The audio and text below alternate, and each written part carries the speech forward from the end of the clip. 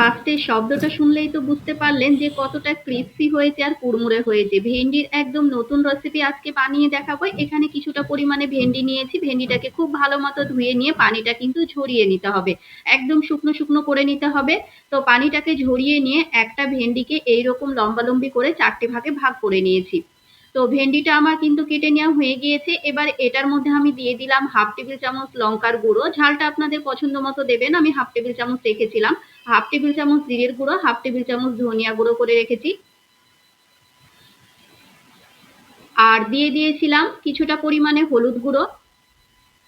আর এখানে টেস্ট অনুযায়ী লবণটা দিয়েছিলাম, ওই 1/2 টেবিল চামচ মতো লবণ দিয়েছিলাম।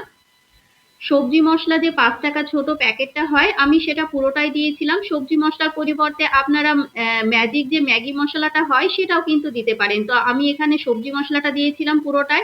দিয়ে দেবো 2 টেবিল চামচ বেসন।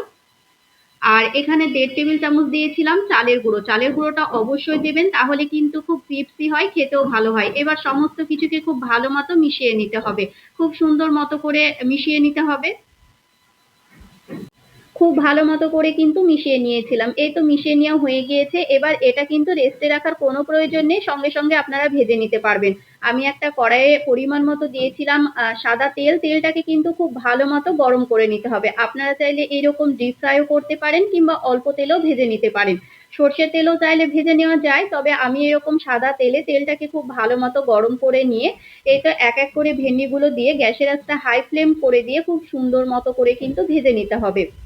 গ্যাসের আঁচটা মিডিয়াম কিংবা লো ফ্লেমে রাখা যাবে না, গ্যাসের আঁচটা হাই ফ্লেম করে দিয়ে খুব ভালো মতো করে কিন্তু ভেজে নিতে হবে, খুব তাড়াতাড়ি ভাজা হয়ে যায়।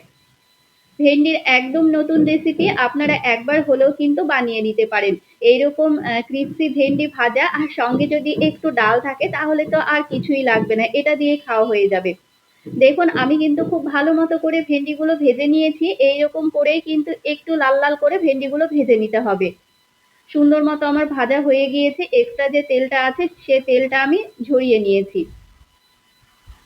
তো ভেন্ডির এই রেসিপিটা কেমন লাগলো অবশ্যই কমেন্ট করে জানাবেন। আর কে কে এইরকম নতুন ভেন্ডির রেসিপি খেয়েছেন সেটাও কিন্তু কমেন্ট করে জানাতে একদমই ভুলবেন না। আমার কাছে তো ভীষণ ভালো লেগেছিল।